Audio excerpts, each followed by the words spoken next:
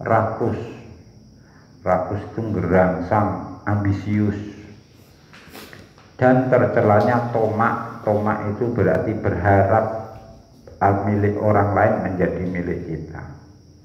Jadi khiras itu rakus, apa-apa mau. Tomak itu mau yang dimiliki orang lain, dimaui. Nah, kita sampai kepada athar, yakni pernyataan ungkapan dari para sahabat dan ulama salafus soleh. Umar itu terkenal sebagai khalifah yang hidup sangat sederhana, ya, melegenda, jadi legenda kesederhanaan hidup Khalifah Umar itu. Nah, salah satunya ini, kalian mau aku beritahu harta yang aku anggap halal, yang selama ini harta yang aku simpan saya batasi hanya itu karena saya anggap halal. Mau aku beritahu, yaitu 2 helai pakaian, yang satu untuk musim panas, yang satu untuk musim dingin, tambah 1 kendaraan, ya, yang itu saya gunakan kalau mau haji atau mau umroh. Sedangkan kebutuhan makan sehari-hari saya itu seperti kebanyakan makannya orang-orang Quraisy, karena saya itu tidak orang paling elit, orang paling status tertinggi, bukan orang paling rendah di Quraisy. Saya orang biasa, sedang-sedang saja. Jadi hanya itu. Kalau sekarang saya laporkan kekayaan saya, LKHPN, laporan kekayaan penyelenggara negara, nah jadi pejabat lapor, kowe ora jadi dilaporno orang. Kalau Umar dilaporno atau kekayaannya lapor ke LKHPN, wah yo degumon sak dunya. Karena sebagai khalifah dia hanya punya 2 helai pakaian, 1 musim panas, 1 musim dingin, 1 kendaraan yang dibutuhkan untuk umrah atau haji, yang dimakan konsumsinya itu rata-rata warga Quraisy. Hanya itu saja Umar masih bilang begini, demi Allah, yang saya kumpulkan meskipun minimal itu saya ragu apa sudah halal semua apa tidak. Iku cara aku apa sudah betul-betul apa secukupnya atau melebihi kecukupan. Aku jaga mantep begitu. Jadi banget sederhanane, dengan kekayaan seperti itu dia masih ragu. Jangan-jangan ini masih berlebihan. Ya. Yang sebegitu saja masih merasa ragu. Jangan-jangan saya ini sudah berlebihan, bermewah-mewahan. Aja mbok sauri, nggih mpun, ora sah kelambenan katokan tok. Saiki lagi viral kok ana ustaz ora kelamben sembahyang. Ada badui mencemooh temannya karena temannya rakus. Si badui ini bilang, anta tolibun matlubun, yatlubuka man la tafutuhu wa tatlubu anta makufid hititawaan nama goba. Kamu ini aneh, yang sudah jadi milik orang masih kamu inginkan, ya. Padahal kamu itu matlub, yang kamu miliki itu loh milik orang. Jangan-jangan yang kamu miliki itu sebetulnya adalah hak orang lain yang harus kamu berikan. Ada hak orang lain yang harus kamu serahkan ke dia. Kok malah kamu menghendaki milik orang lain kamu miliki? Kamu jadi orang kok betul-betul rakus. Kamu itu gak mikir, lam taro harison mahruman.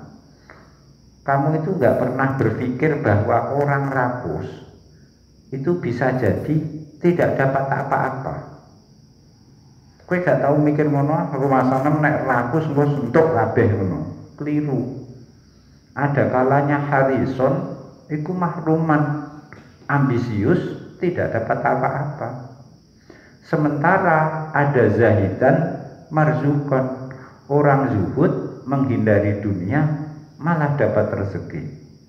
Kowe ora tau mikir ngono? Nggih, anjen iya rek. Nah, jadi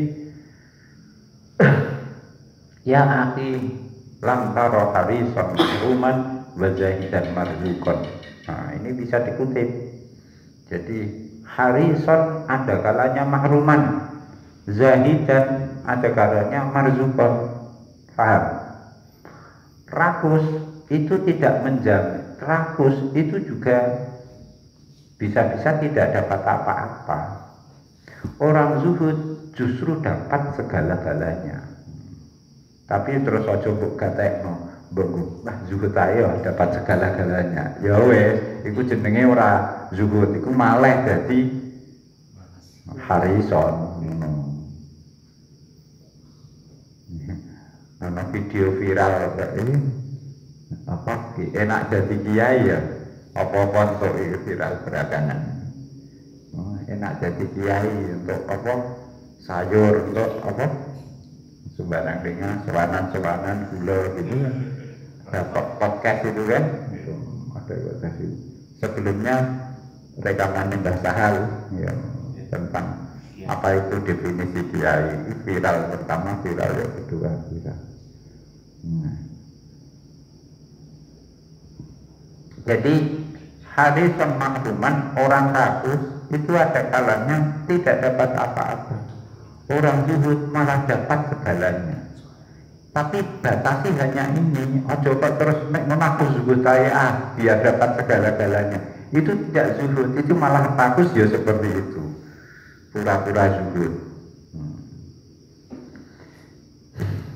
Imam Sa'di cerita, ada orang laki-laki berburu burung, manuk emprit. Kira-kira manuk gede atau manuk cilik itu emprit. Disebut kecil karena cilik ini disebut emprit. Barang wis emprite ketangkap, emprite ngomong, saya mau kamu apakan wahai laki-laki di sana mau apakan kepadaku. Si pemburu bilang, ya aku sebelah, aku makan. Si burung bilang, demi Allah, saya itu tidak akan membuat kamu puas, tidak akan menghilangkan rasa lapar. Wong saya burung sekecil ini kok. Gitu. Sudah begini saja, saya kasih tahu 3 hal penting untuk sampean. Dan tiga hal ini jauh lebih baik daripada memakan saya. Mau kan 3 informasi penting ini? Ya sudah.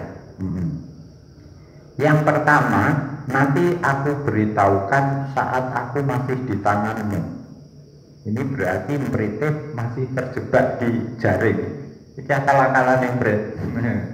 Jadi di joro, di jaring itu kan, dia masih terjerat jaring, dia merayu, saya percuma kalau kamu makan terlalu kecil tidak kenyang.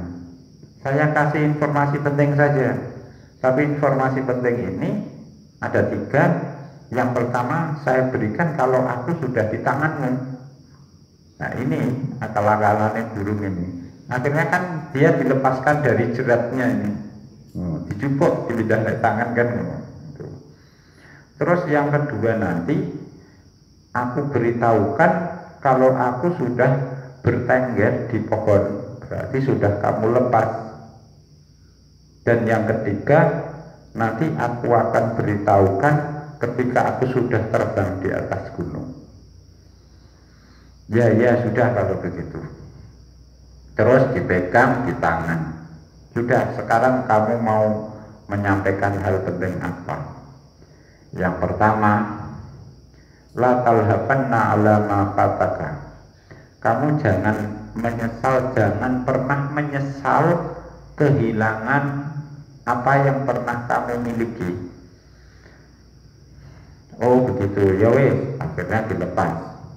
Red, si burung bertengger di pohon. Sekarang yang kedua bilang, apa yang mau kamu sampaikan? Si burung bilang yang kedua, la tusaddiqun nabima mimma la yakunu annahu yakun. Kamu jangan pernah percaya sesuatu yang tidak ada itu akan ada. Jadi jangan berharap hal yang tidak ada menjadi ada. Terus kemudian burung terbang lagi di atas gunung.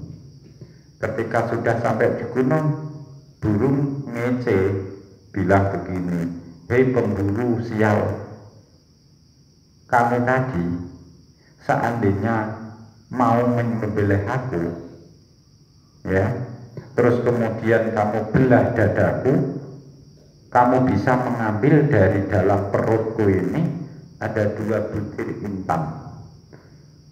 Sebutirnya itu bobotnya 20 miskol, isruna miskolan. Ini kalau emas ini misok emas, ya, isruna miskol. Nah, 2 butir berarti 40 kalau 2 butir. Dibilangi seperti itu, si pemburu melomo, kalau gigi jari. Aduh, ngerti aja tak sembelih, tak tangan, aku untuk orang inten, dia sambil menyesal. Kelihatan ekspresinya menyesal dia. Tuh.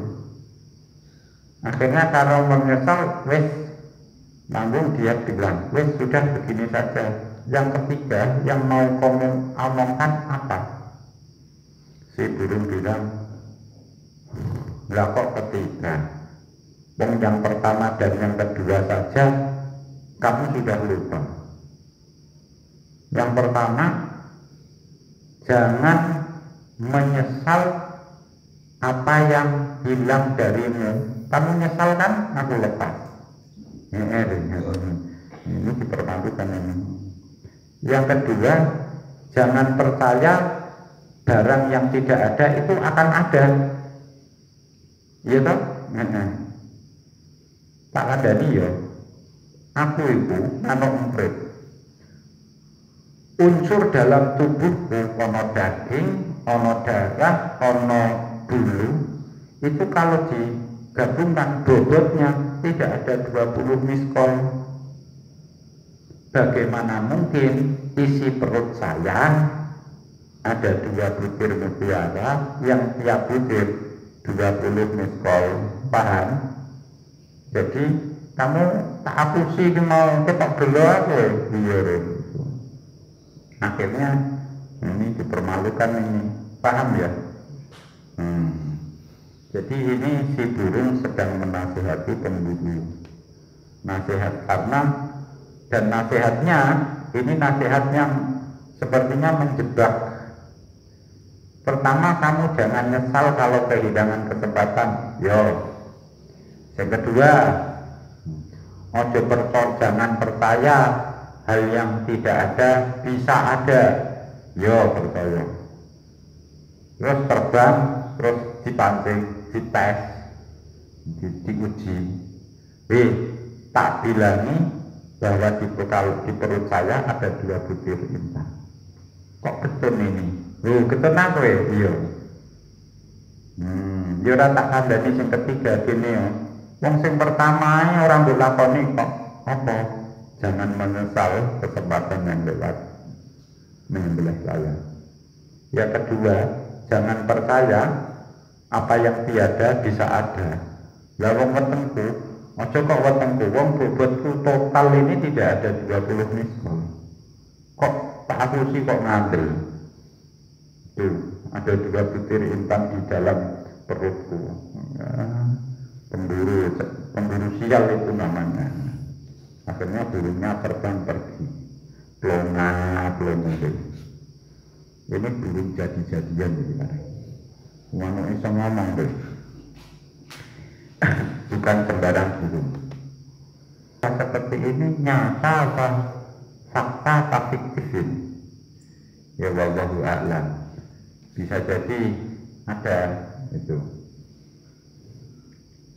bisa jadi ada, bisa jadi dongeng saja. Nah, tapi dongeng tidak apa-apa, umpama ini fiktif menjadi dongeng, tapi ini mendidik kita. Tuh, banyak dongeng-dongeng di semua bangsa itu pasti punya dongeng sebagai bagian dari apa? Mendidik moral mental warganya itu. Wahada